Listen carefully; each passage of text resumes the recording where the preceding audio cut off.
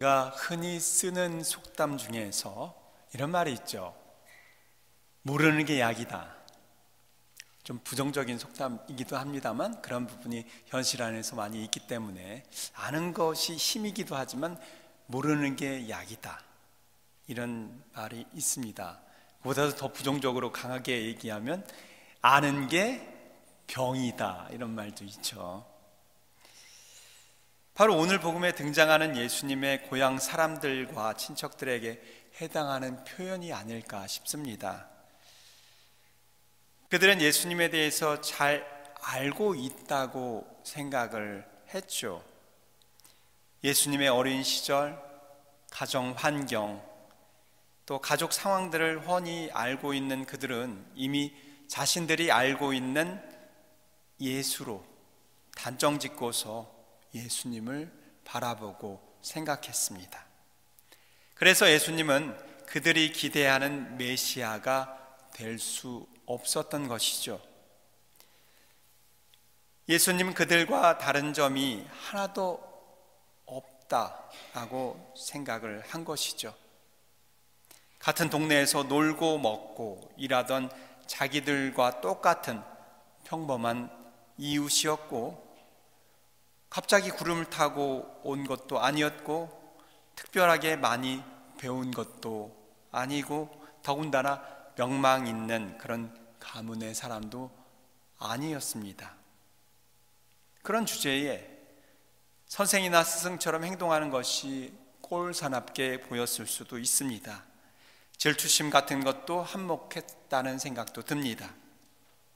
그래서 자존심 상해했기 때문에 지금 우리들 앞에 놀라운 기적과 권위 있는 말씀을 전하는 그런 예수님의 모습을 그대로 받아들이기가 어려웠을 것입니다.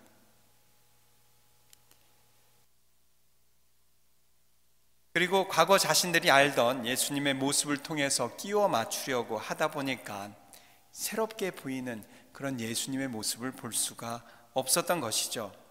그들에게 있어서 예수님은 그저 가난한 목수의 아들이었고, 또 어린 시절 개구장이 모습 그대로였던 것이죠. 그런데 오늘을 사는 우리도 그와 비슷한 그런 일들을 많이 경험하고 살죠.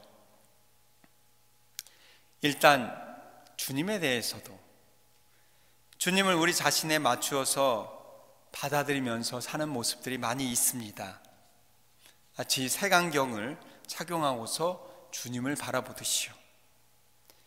그 색안경이란 다름 아니라 우리 자신의 고정관념이라는 색안경이 아닐까 싶습니다. 신앙생활을 하면서 우리 또한 자신에게 약간의 손해나 어려움이 있다 보면, 예상이 된다 보면 절대로 우리 자신을 바꾸지 않고 내 것을 고수하는 그런 경향을 가지고 있습니다. 신앙을 자신의 편의에 맞추는 그러한 현상은 결과적으로 예수님과의 진정한 만남을 어렵게 만들 뿐이죠. 과연 내가 지금 끼고 있는 신앙의 안경은 제대로 된 것인가 한번 살펴볼 수 있어야 하겠습니다. 제가 얼마 전에 안경이 뭐라고 하나요? 이 안경 안에 코에 받치는 받침이라고 하나? 한쪽이 부러졌어요. 쓸 수는 있지만 좀 불편했습니다. 한쪽이 자꾸 처지고 하니까. 그래서 한국에 들어갈 때까지 이거 참아야 되나 하다가 안경을 그냥 바꾸기로 했습니다. 그래서 지금 안경을 바꾸어서 쓰고 있는데, 전에 안경도 그렇고 지금 안경도 그렇고 체인지 컬러예요. 체인지 컬러 변색 렌즈 아시죠? 그 밖에 나가서 태양이 비추면 이렇게 선글라스 같이 컬러가 변하는, 렌즈가 변하는 그런 이제 안경인데, 또 다시 실내로 들어오면 다시 정상적으로 하얗게 변합니다. 근데 이 체인지 컬러인데 만약에 해가 비치는 바깥에 있다가 이 시커멓게 변했다가 실내로 들어왔는데 안 변하면 어떻게 될까요? 참 힘들 거예요. 실내에서 선글라스를 끼고 있는 것과 똑같으니까요. 어떻게 보면 나약한 우리가 신앙생활을 한다 하더라도 잘못하고 또 어떤 나쁜 관계가 우리 삶 안에서 있을 수가 있겠죠. 하지만 그 관계에 그 안경으로 계속 주님을 또 상대방을 바라보고 있다면, 그 렌즈를 바꾸지 않는다면 어떻게 될까요? 아마 우리가 변색 렌즈가 바뀌지 않으면 어렵듯이 우리 삶의 관계도 어려워지지 않을까 생각을 합니다. 주님만이 아니라 바로 우리와 함께 사는 이웃들에 대해서도 마찬가지입니다. 여러분들 옆자리에 있는 분들을 한번 잘 들여다보세요. 한번 돌아다보세요. 잘 모르시는 분들도 계실 거고 아마 여기 계신 분들은 다 잘 아시는 분들일 텐데, 옆자리에 계신 분들 안에서 예수님을 볼 수 있나요? 예수님이 보이세요? 예수님을 느낄 수 있나요? 아니면 적어도 그분들이 선생님 혹은 스승님이라는 마음은 드시나요? 꼭 나를 가르치거나 나보다 먼저 나신 분들만 선생님과 스승님은 아니죠. 사람은 늙어 죽을 때까지 배우고 살죠. 그렇기 때문에 우리말 선생님이라는 그런 단어에 매이면 안 된다고 생각합니다. 우리를 가르치는 사람을 선생님이라고 하는데, 이 한문을 풀이하면 먼저 나신 분, 먼저 산 분으로 생각을 하는데 거기에 매이면 안 되죠.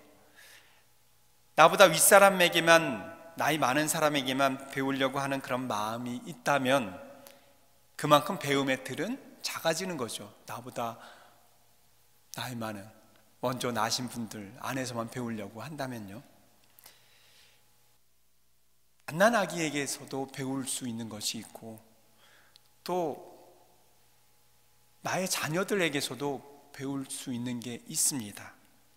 나보다 아랫사람, 나보다 못 배운 사람, 나보다도 못난 사람에게도 배우려고 한다면 우리는 그들에게서 예수님을 볼 수 있고 또 느낄 수 있지 않을까 싶습니다.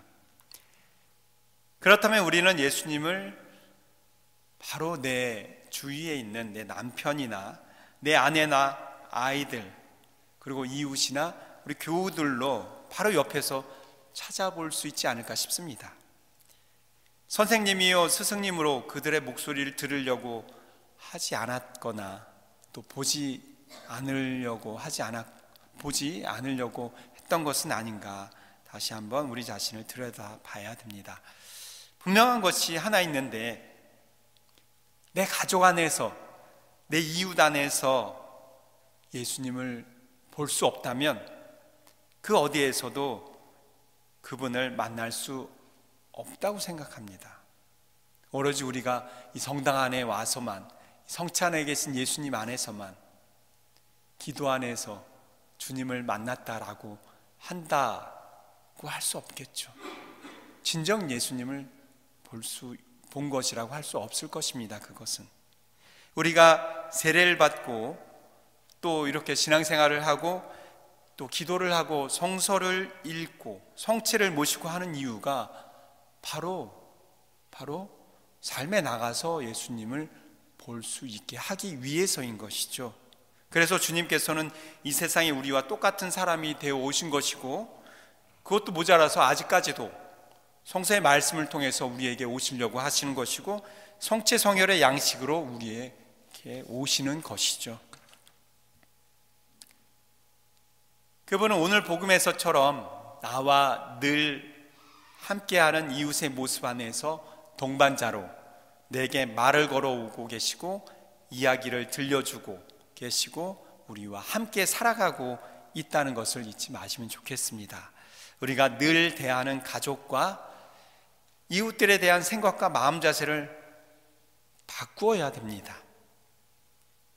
여러분들 중에서, 가족들 중에서도 있을 수 있죠. 이웃들 중에서도 내가 미워하는 사람, 나와 어떤 부분에서든지 좋지 못한 관계로 아직도 서먹서먹하고 힘든 그런 관계가 있다면 그런 관계를 만들어냈던 그 일들을 기억에서 지우시고 바꾸도록 노력을 해야 됩니다. 그런 마음 자세를 늘 체인지할 수 있도록, 바꿀 수 있도록 노력하면서 사는 것이 신앙생활인 것이죠. 제가 바꾸라고 해서 여러분들 좋은 관계도 다시 한번 생각해보고 바꾸라는 얘기는 아니에요. 그런 생각이 나네요. 부산에 가니까 태종대라는 것이 있는데 아시나요? 가보신 적이 있으신가요? 태종대에 올라가면 거기가 이제 멋있는 절벽이 있기 때문에 거기서 자살하는 사람들이 많이 있었습니다. 그래서 거기에 자살하는 사람이 많이 있기 때문에 그 바위에다가 뭐라고 적혀 있냐면 다시 한번 생각해 봅시다 라는 말이 적혀 있었습니다. 왜냐하면 죽으러 갔다가 다시 한번 생각해 봐라 이런 얘기죠. 근데 어떤 사람이 거기 갔다가 이제 자살하러 갔다가 막 생각을 하면서 올라가다가 그래 나는 다시 한번 살아봐야지 라고 생각하면서 그걸 딱 봤더니 다시 한번 생각해 보라는 얘기 때문에 다시 떨어져서 자살했다는 그런 얘기가 있는데 그런 얘기처럼 여러분들 좋은 관계에 있는 사람들을 다시 한번 생각해 보라는 얘기가 아니에요. 나쁜 관계에 있고 안 좋은 관계, 또 내가 미워하는 관계에 있으면 다시 한번 생각해 보라는 이야기죠.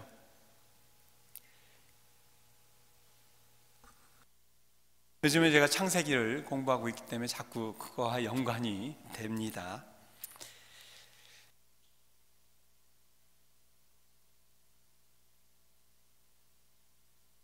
창조신앙이라는 것은 바로 하느님께서 우리를 만드신 그 목적을 살아갈 때 그 창조신앙을 살아가고 있다고 할 수 있죠.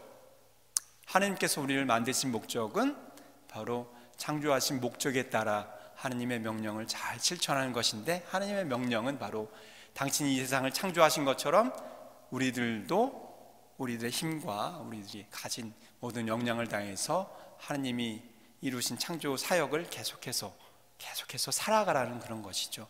자녀를 낳고 기르는 것, 또 그 밖에 내가 살아가고 있는 모든 본업 안에서 하느님의 창조 사역을 해나가는 것이 그것인데, 저는 오늘 복음을 묵상하면서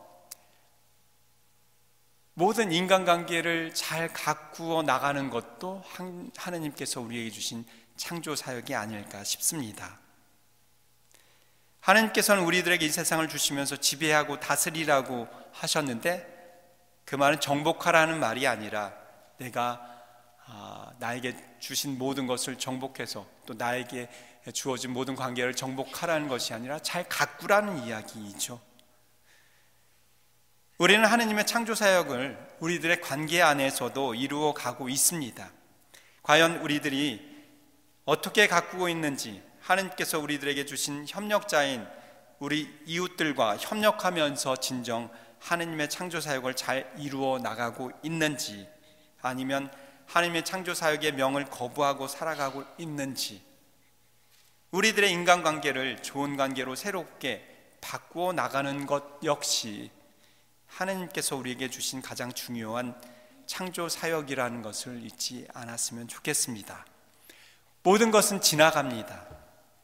혹시 내가 맺은 부정적이고 나쁜 인간관계가 있는데 그것을 지나간 것으로 인정하지 못하고 과거에 매여서 살게 된다면 결코 우리는 바꿀 수 없을 것이고, 오늘 복음에서 나온 예수님의 고향 나자렛 사람들처럼 그렇게 우리를 안에 계시는 주님을 만나지 못할 것입니다.